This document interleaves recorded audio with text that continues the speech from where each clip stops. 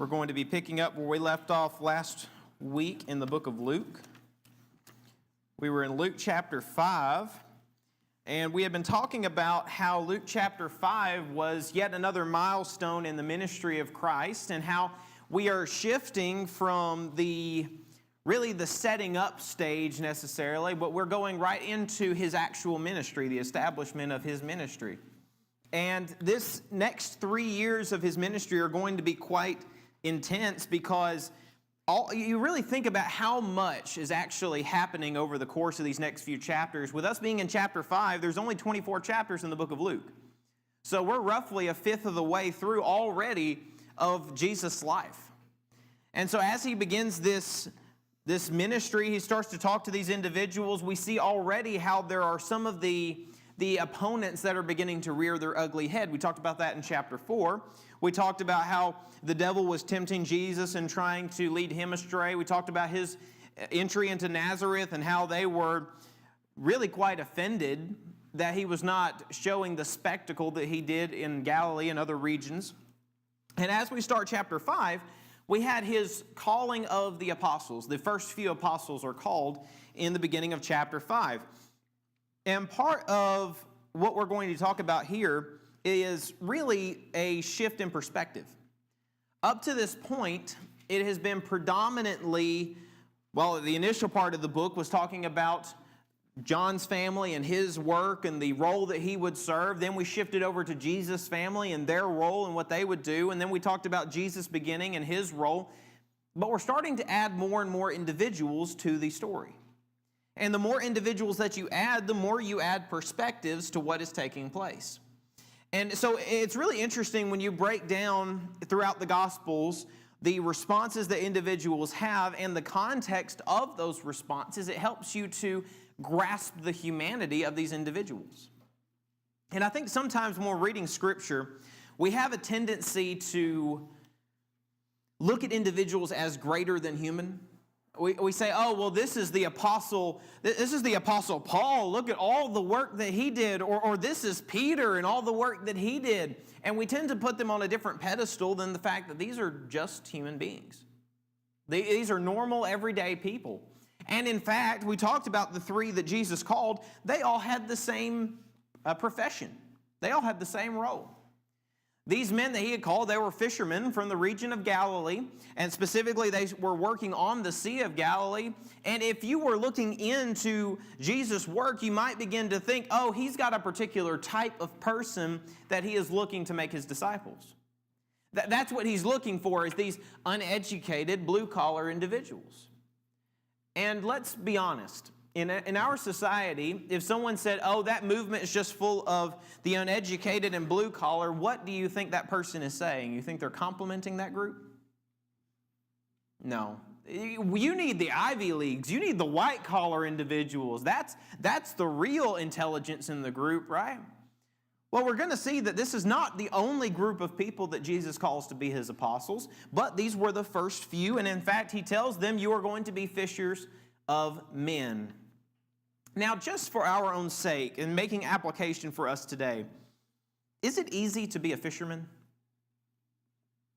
Is that an easy profession? How many of you have seen videos of deep sea fishermen, like the ones who go out in the boats for long periods of time, and you watch these individuals and how they basically learn how to walk sideways because the boat is never right side up? It's a hard, difficult profession.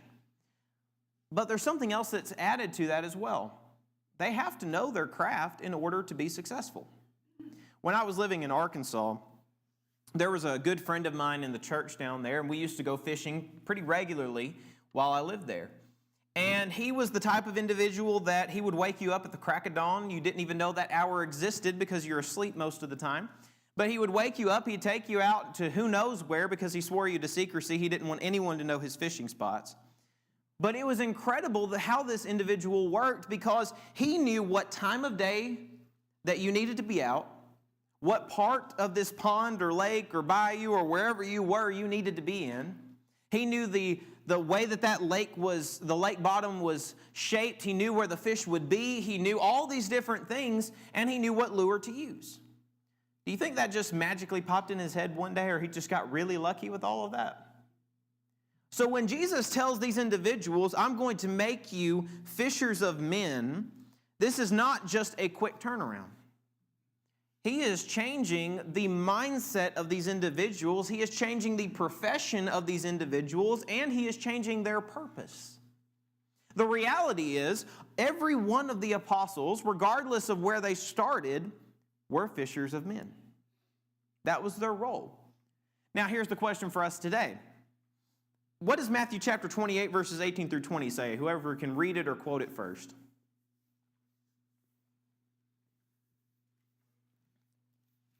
Matthew chapter 28, verses 18 through 20.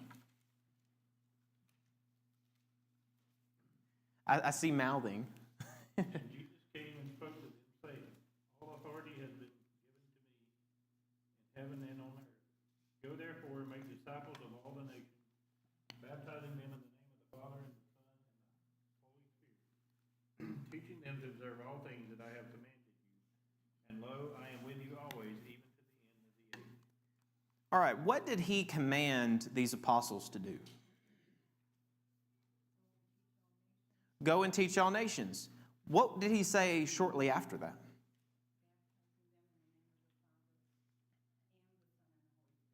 He gave them a command to go and teach, baptize, and then what was the third commandment?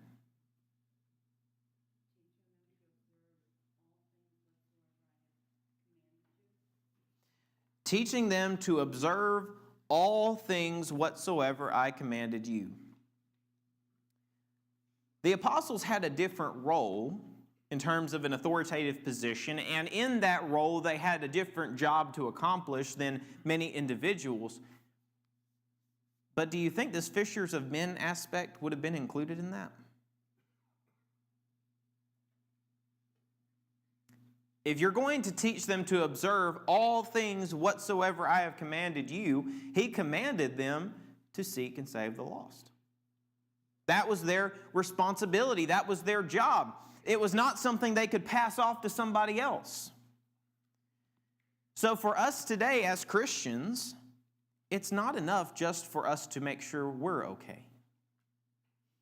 Yes, that is the fundamental job that we have, to make sure that we're following Christ the appropriate way, that we're living a life that is righteous, and we are following what he has written down for us to obey. But we have a responsibility to save the lost. And there are many Christians, and I know at one point even I was guilty of this, who tend to make this statement, well, that's just not my cup of tea. I'm just not good at that. I'm an introvert, so I'm not going to be good at this. The problem with that is no part of Christianity is comfortable. That's the problem with that mentality. We all have a responsibility, if we're not good at something that is biblical, to start learning. That's the difficult aspect of discipleship. Do you think that Peter, James, and John and all these apostles, and that they were perfectly equipped to go stand in Acts chapter 2 on the day of Pentecost in front of these millions of people and preach the gospel? Do you think when they were called in this chapter that they thought, that's exactly where I'm going to be in a few years? Not until something miraculous happened, right? But here's the other thing. Were they doing some of this work before Acts chapter 2? Absolutely. They were doing some of the work. They were learning from Jesus. The limited commission, absolutely. They were learning what Jesus was telling them to do. And remember, we talked about this last week, how a disciple is different than just a student. It's not just somebody who says, I'm going to go sit in a class. I'm just going to go listen to Professor Jesus and I'm going to pass this class. There's a lot more to it than this. A disciple is one who says, is really more like an apprenticeship. Many of us may have either know someone who's been in an apprenticeship, or maybe we've had one ourselves. It's a very different setup than just learning a class. You have hands-on experience. The person is watching how you act. They're watching how you interact with other people. They're saying, okay, is he following the process accurately? All of that is the same thing we're seeing here. The apostles, they would have been watching Jesus, how he lived daily, how he was interacting with people. Yes, they were hearing the sermons he preached just like everyone else, but they had a closer relationship. They were seeing all of this firsthand, even when there were no crowds. So it's important for us to consider this in an application way, that we should be trying to imitate what Christ has told us to do and apply the same practices to ourselves. Go ahead. I've heard a lot of people say before, and I think sometimes we look down on this mindset of, oh, you can come as you are. And there's some truth to that. You can come as you are. The problem is you can't stay as you are. But it's also not just, oh, well, I didn't stay as I was. I got rid of sin. I'm no longer following a life of sin. But there's a growth aspect as well. Even as a Christian, I can't stay as I am. I've got to figure out ways to grow and be better. Yeah, absolutely. For those who couldn't hear, Jonathan brings up an excellent point, how when we become Christians, we hear this statement thrown around a lot in the religious world of, come as you are. And while there is a level of truth to that, as Jonathan alluded to, there is a level of truth in that, yes, Christ calls people from all walks of life to follow after him. The problem is, as Jonathan mentioned, you can't stay that way. You can't just stay in this position of, oh, well, I changed a couple things about my life, so everything's okay now. Yes, Christianity is a maturing process, but you can't allow sin to thrive and say everything's okay. Well, I stopped lying. I may still stab people every now and again, but I stopped lying, so everything's better. That's not how that works. We're gradually trying to improve our walk in Christ and to try to live a life that is totally separate from where we were before. The problem for many individuals who take on the name of Christ is they change their action but not their mindset. They say, okay, well, I'm not going to the bar anymore, but man, I wish I could. You see the problem? We have to change everything starting from the heart. We have to see things differently. That's what the apostles were having to learn, and Jesus would continuously correct them throughout this ministry. But then we got down to verse 12, and we see the first moment where Jesus performs a miracle in front of his followers after they had decided to follow him. So this is the first moment. They said, okay, Jesus, we're going to follow you. We've left everything behind. We're going to follow you and what you're going to do. And this is the first circumstance that pops up. I tried earlier today, I wanted to show a little bit more detail about leprosy and what all was involved in it. And to be honest with you, I could not find an image that was appropriate for this setting. This was a horrific disease. And what these men likely would have done, and let's be honest, what we probably would have done too. How do you think these men would have responded if they see a leper walking down the road? We get as far away as possible. We all remember 2020, right? Someone coughs once and you step very far to the other side. I don't want any part of this. Jesus is challenging something very fundamental here. He walks up to this individual, one who would have been required by law to say, I'm unclean, step away from me. But notice what happens here. Verse 12.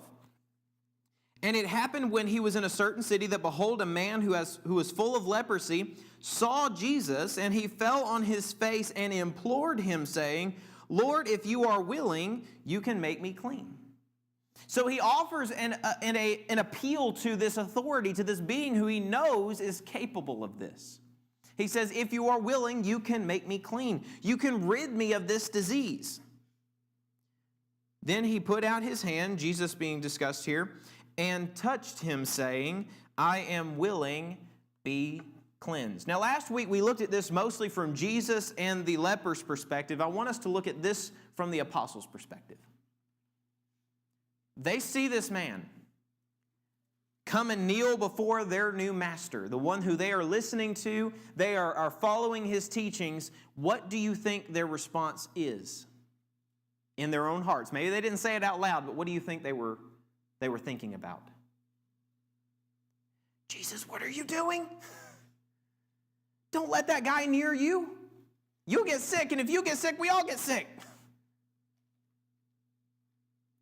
What tended to happen in the progression of this disease was you begin to look anything but human. It would dismantle your features. Your skin itself would be clinging to the bone barely. So it would be very easy for someone to look at that and say, oh, that's a separate class of individual. Maybe at one time someone might have pity on them and say, oh, that's such a sad situation. But after a while, you're not even allowed to be in an interaction with these people. It'd be very easy to look at them as something separate, right? This isn't one of us, that's one of them. Jesus is making a challenge to the status quo here. He is trying to change the apostles' response to the sick, both in a physical sense and in a spiritual. This is what Jesus does consistently throughout the New Testament. He will do one thing with a lesson associated with it. Every time he does a miracle, yes, it's to show the power of God, but there's also a lesson applied to it too. And we'll see this as we continue on. So what he is showing the apostles here is first of all, I'm changing things. The law says, do not be near them. Jesus is near him. Why? He has the power to heal him. There's no risk here. There's no danger to Jesus' health in this moment. He's about to perform a miracle to show the authority and the power of God. He's also showing them, you look at this individual and you say, this is someone who should be separate from us. I'm saying we need to help them. We need to make a difference here. Let's be honest with ourselves for a minute. Is there a type of person that your knee-jerk response is, oh, I don't want to teach them? Oh, they better not show up in this church. That can be very difficult for us to admit. We live in a society that would condemn such thought process because, in fact, in most situations, we're far too accepting of things. But be honest with yourself. If someone came into this auditorium tonight, what's the type of person that you would go, what are they doing here? That could be any number of things. That could be based on the way they look. Maybe you know the person from the past. Maybe you have seen how they act in certain situations. Jesus is challenging that thought process, and he does. Even his disciples will challenge it later because God is trying to show individuals through his ministry that you look just as disgusting when you're in sin. That response that we have to someone else's wickedness, we looked the same. And if we haven't changed our behavior, we still do. That's the reality. And we see the apostles. I love the apostles' response to Jesus consistently throughout this entire process because it seems like they're constantly being dragged along for the ride. It's like they have their own thought process about how this is going to work, and Jesus says, no, that's not how this is going to happen. That's not what we're going to do here. And you can almost see the confusion that's constantly in the apostles' thought process here because he's challenging everything. But notice what he says, I am willing, be cleansed. I have to wonder to myself if maybe the apostles have a little bit of doubt here. Yes, they saw the miracle with the fish, and yes, that blew Peter's mind so much so he says, I'm not worthy to be near you right now. But you maybe wonder, I'm curious to see how this is going to go. Can he actually heal people? I mean, this is leprosy. This is a death sentence. Can he actually do this? And then notice what happens. He says, he put out his hand, touched him, saying, I am willing, be thou cleansed. Immediately, the leprosy left him. Now, we don't know in this situation how riddled this man was with leprosy. We don't know what stage he was in. But if it was in its most horrific form, this man had skin reattach itself to the bone. This man, 1 second, looks like something out of a zombie movie, and the next minute, he is perfectly normal. Do you think there would be a layer of shock there? A kind of a jarring situation of, what was that? What did he just do? But he's beginning to show them his true power. Yeah, one miracle is impressive. The ability to do it on the spur of the moment is a different situation. With our modern day miracle workers, do you see them just walk out on the street and magically heal somebody? No, they don't tend to go to a lot of the places where you would think, oh, this would really make a difference. Jesus, most of the miracles he performs were not in some planned venue. A lot of the miracles he performs were people coming up to him and saying, hey, can you do something about this? That's a pretty impressive resume. We always have our own skepticisms about things, do we not? A politician runs for office and makes all these promises, and what's our response? Okay, I'll believe it when I see it. We have our level of skepticism, right? What we see in the book of Luke is a fascinating description because it adds so many details. So many things that if someone who is skeptical or concerned, they have ways of verifying it. Do you think any of these things would happen in a vacuum? That no one would know that this individual whose skin was rotting off earlier now all of a sudden is perfectly healthy? That would not be a quiet matter. People would know about this. People would be shocked by this. And notice what happens next. Verse 14, and he charged him to tell no one. Okay, let's look at this again from the apostles' perspective. They're following this man who just a few moments earlier had told them to cast their nets on the other side, and they nearly sank their ship. They just saw this man heal a person who was sick with leprosy that was going to die. And the first thing he tells this individual, don't tell anyone. Do you think maybe the apostles are sitting there going, that seems rather counterintuitive? I thought we were trying to spread the message. Would this not be a great thing to happen, is for this man to go tell everybody? Don't tell anyone.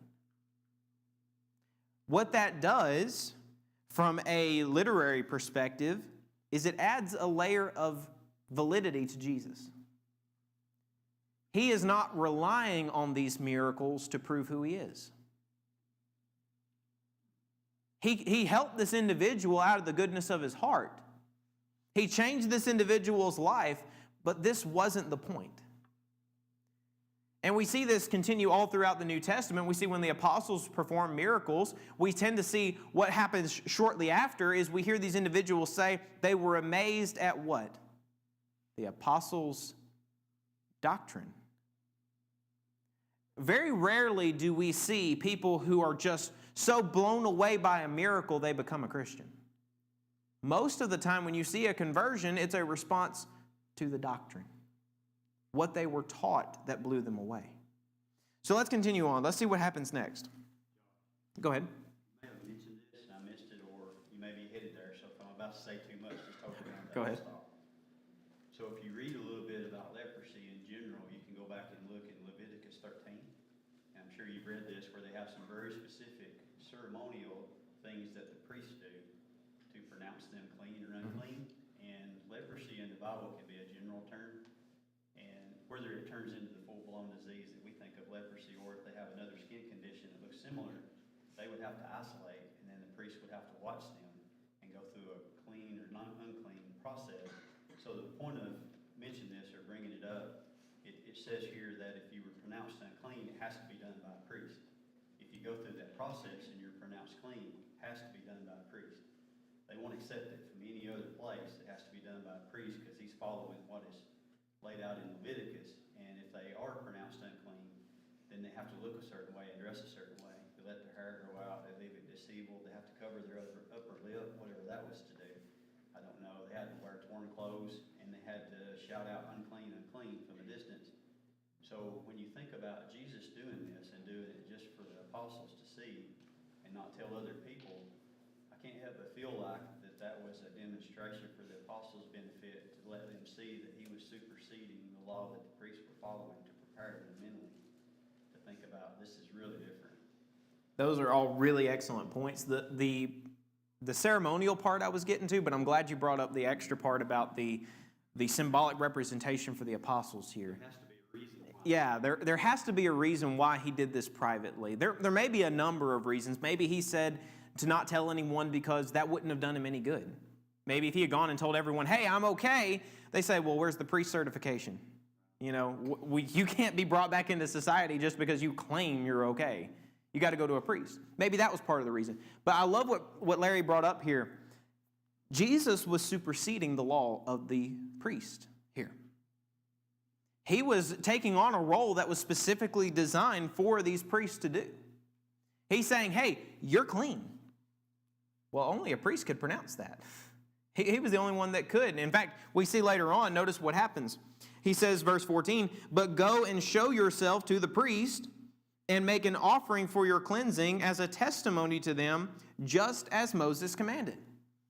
So yes, he does perform this rite that was specifically designed for a priest, but he still says, go follow the law. Why do you think he told him to go follow the law?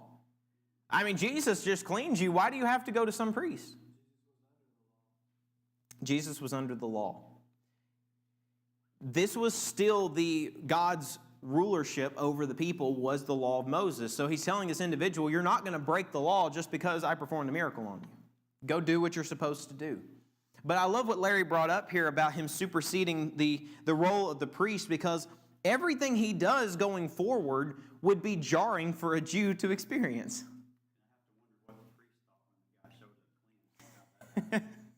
You kind of have to wonder, because he would have been the one to declare him to have had leprosy in the first place. And well, we see that come up a little bit later on, but you have to see how things are subtly changing. What tends to happen when you have a way of living or some sort of rule of law, and you start noticing little parts of it start changing? You're the ruling class. You're the one making these laws. And you start noticing just these little small things that just keep ever so slightly changing. What tends to happen? Maybe people decide, hey, we don't like this law anymore, so they start protesting about it. You start seeing these things begin to develop, and leadership tends to start getting nervous. It doesn't start off immediately. They don't immediately say, okay, well, we're going to kill this person because of what they're doing. It usually starts a little bit slower. Up to this point, aside from doing this particular miracle here, Jesus did not do anything different than what the law said. In fact, we know his entire life, he never broke the law of Moses. He fulfilled every aspect of the law. But he has an authority that supersedes it. And we see that begin to show its head here.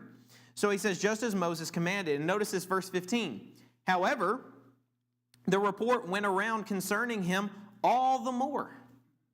And great multitudes came together to hear and to be healed by him of their infirmities. So he himself often withdrew into the wilderness and prayed. It's ironic to me that he tells this man not to tell anybody, because just by him walking down the street, he tells somebody. He may not physically say anything, but anybody who had any connection to him whatsoever says, wait a minute. What happened here? You were a dead man walking.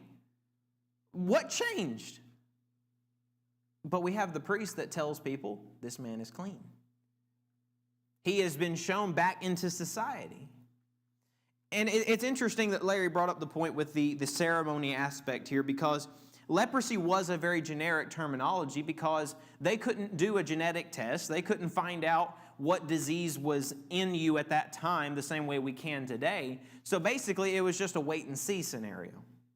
Someone has a rash that pops up on their skin. They say, okay, you need to be outside for a while. We need to make sure that's not something more serious. And so they would wait and see how it developed. And if it was a normal rash, like maybe something like we would get today, and it goes away after a normal period of time, they're welcomed back into society. What we see here, though, this man was declared a leper.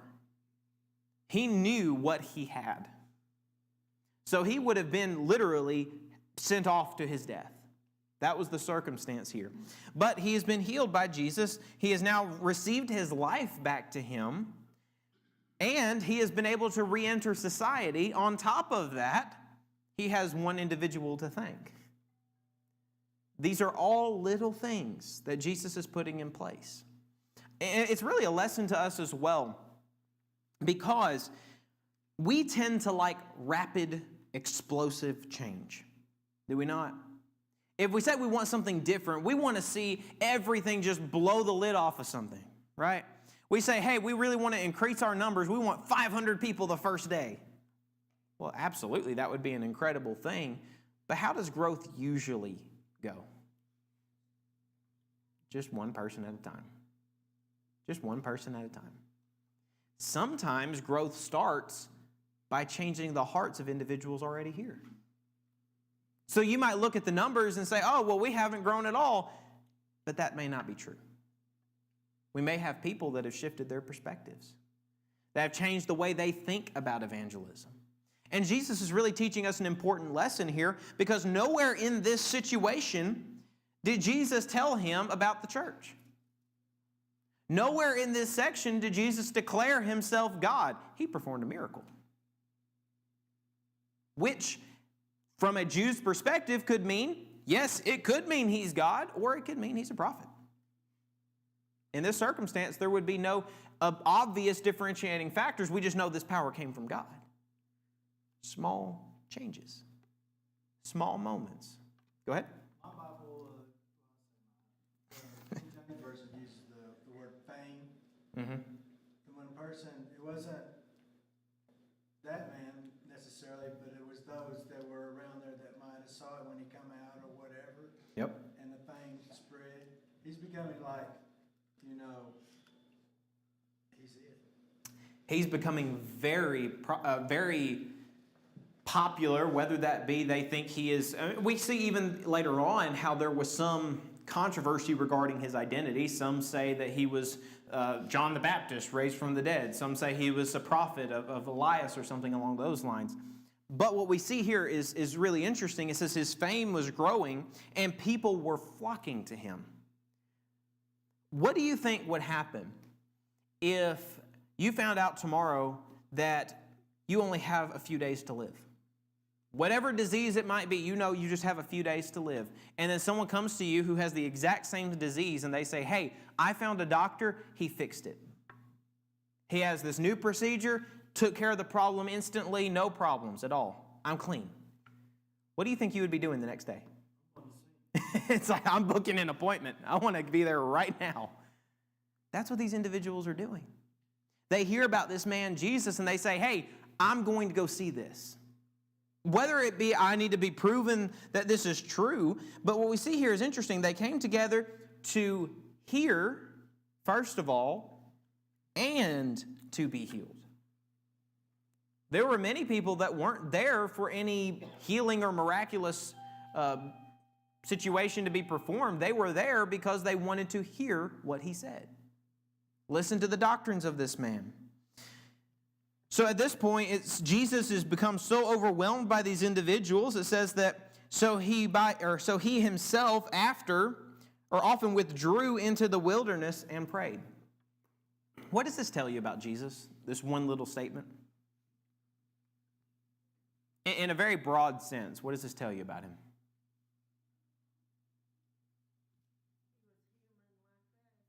He was human.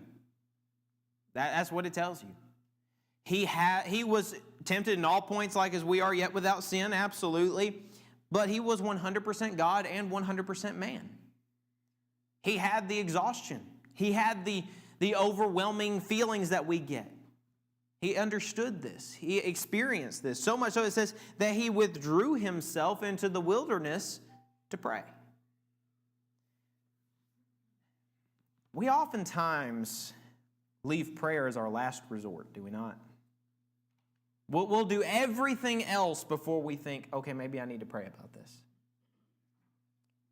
Jesus shows us that oftentimes the work of a Christian is overwhelming. It can be exhausting. It can be painful. There's only so many times you can have a door shut in your face, a friend talk down to you, a coworker try to report you for something before it just becomes overwhelming. Jesus gives us the perfect response to being overwhelmed. First of all, remove yourself from the situation for a little bit. Don't stand in the middle of it and say, I'm going to be like a dam and I'm going to stop this flow of water right now. It will break you. You will not win. Remove yourself, turn it over to God, and then you can handle it more effectively. That's what we see from what Jesus did.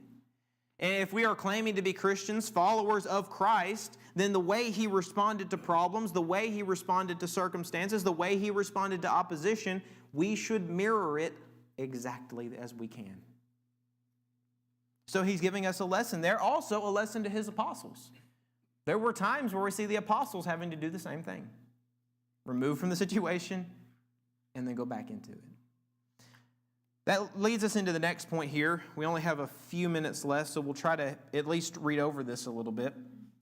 Starting in verse 17, it says, Now it happened on a certain day, as he was teaching, that there were Pharisees and teachers of the law sitting by, who had come out of every town of Galilee, Judea, and Jerusalem, and the power of the Lord was present to heal them.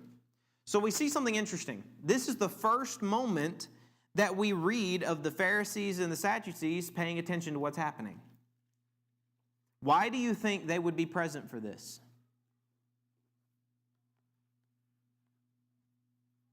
Why do you think they would want to be here? They want to see if these people were lying to them. They want to see the confirmation of it. They want to see, who is this guy? Yeah, they want to know who this guy is. They want to listen to what he's saying. Remember, the Pharisees and the Sadducees, these are the religious leaders of the day. These are the authority on the law. They're coming to hear this because this man is becoming quite popular. We need to find out if this is some heretical movement. We need to find out what's going on here because we have a lot of people going to listen to it. A kind of one-for-one comparison to today would be if you had the elders go listen to this speaker that everyone in the congregation is talking about. Does that kind of make sense?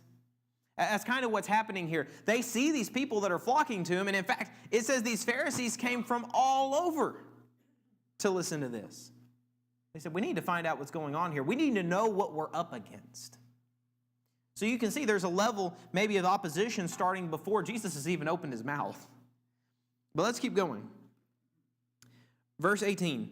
Then behold, men brought on a bed a man who was paralyzed, whom they sought to bring in and lay before him. And when they could not find out how they could bring him forth, because of the crowd, they went up on the housetop and let him down with his bed through the tiling in the midst before Jesus.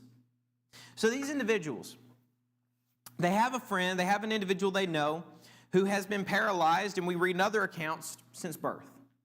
This man has never had this opportunity to walk before, and so they seek out the one who could heal. And that's where we're going to have to pick up next time. Thank you so much for your attention. You are dismissed.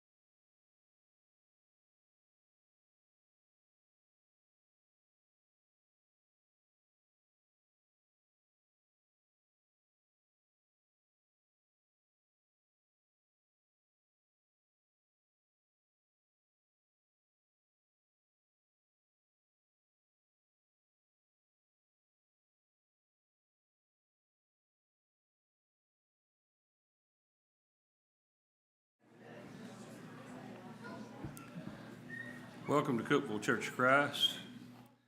And if you're using a book, our song of invitation will be number 441 at the appropriate time. Our first song here will be 86.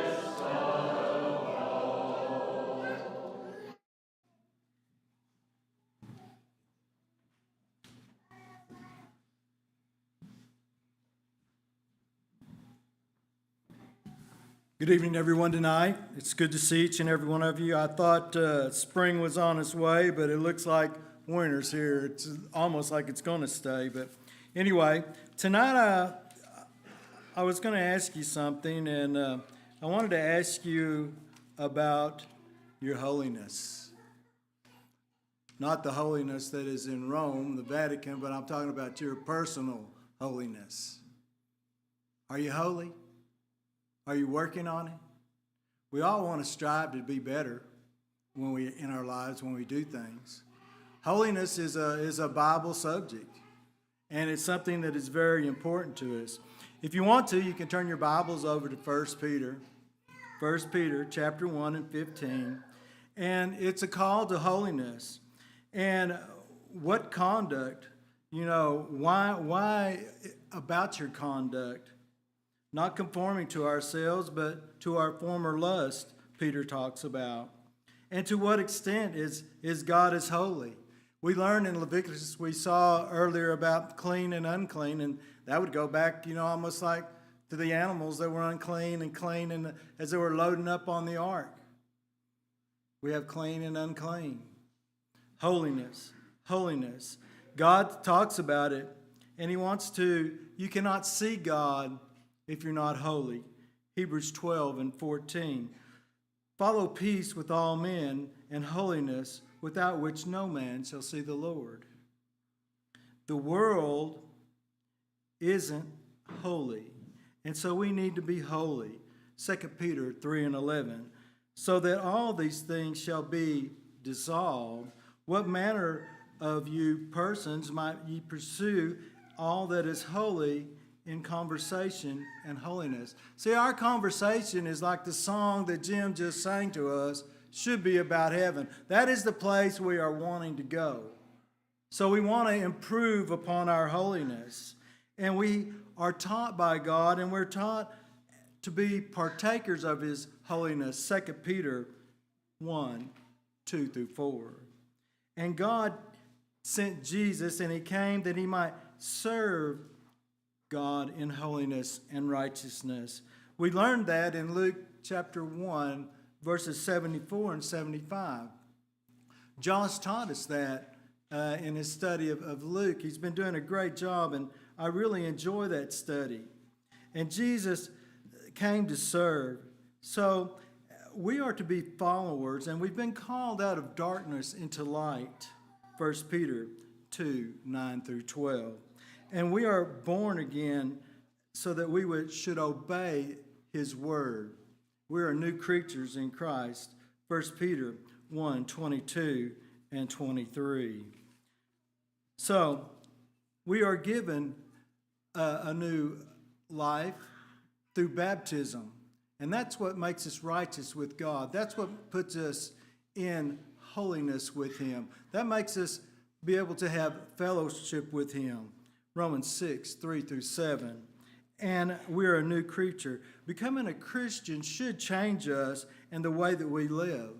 1 John 3:4-10.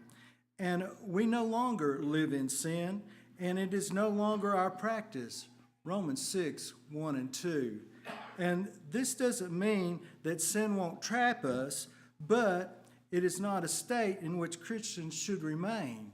See, when we realize sin, we should repent and ask forgiveness of sins and pray to our Father. We just had a great lesson this past week from the young preacher, Brother Haley, about prayer. And it's a doctrinal issue, which we should be praying all the time. We just learned that Jesus would leave the masses that were following him because of his fame so they could have communion with God. He would go pray in the wilderness with him, somewhere where it was quiet, somewhere where it was peaceful, so he could have communion with his Father.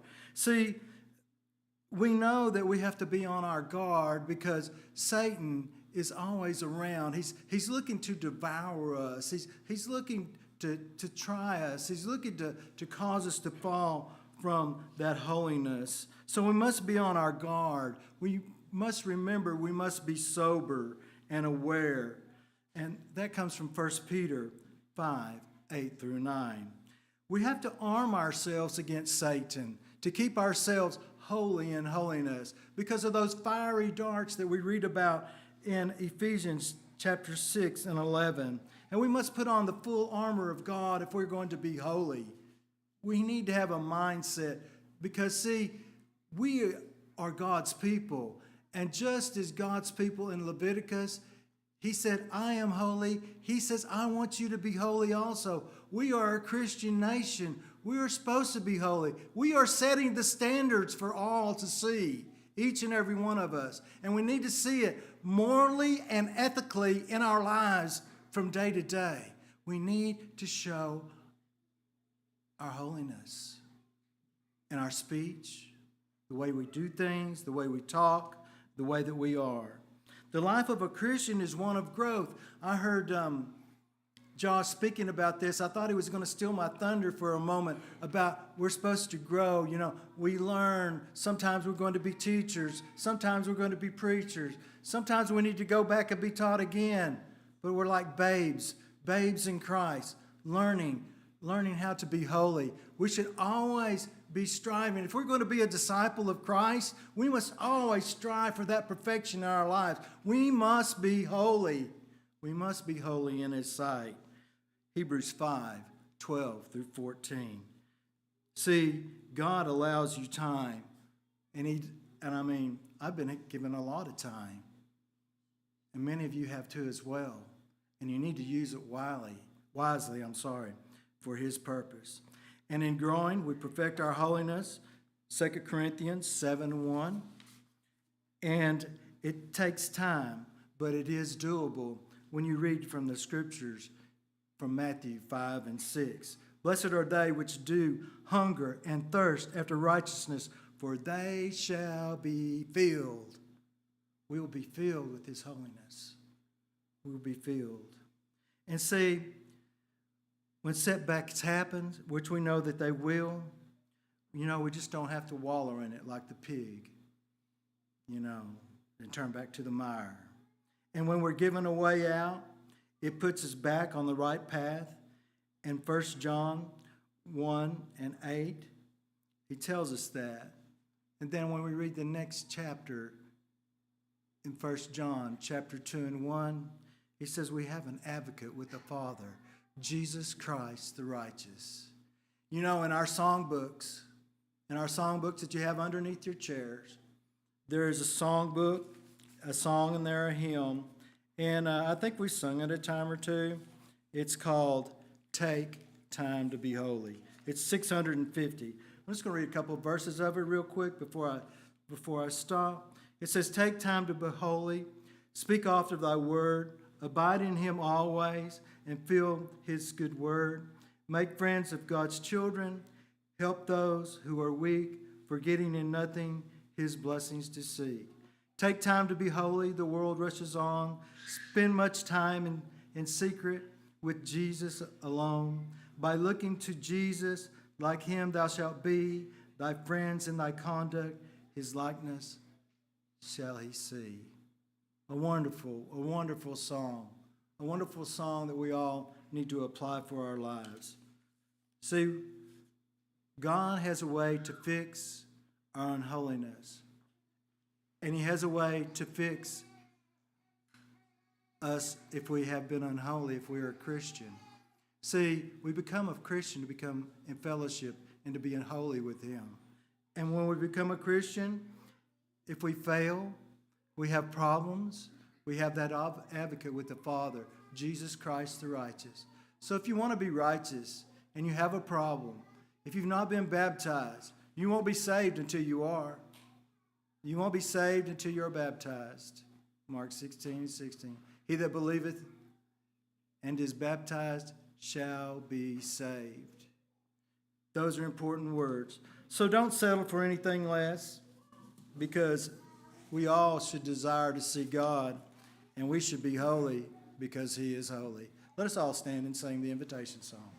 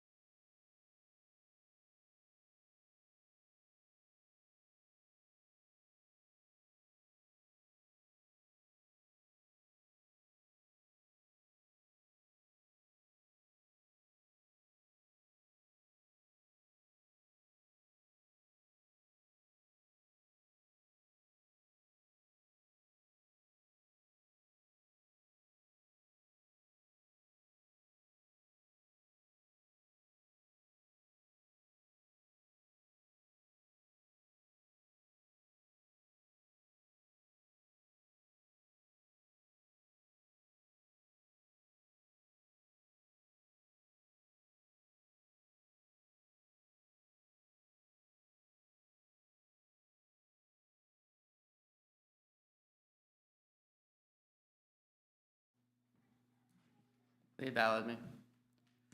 Dear Heavenly Father, thank you for this wonderful day that we get to come and learn more about your word, and pray that we could take something that we heard today and apply it to our everyday life, and pray for the sick at this time, and pray for Denise and their family, and pray that everybody have a safe trip home. In Jesus' name,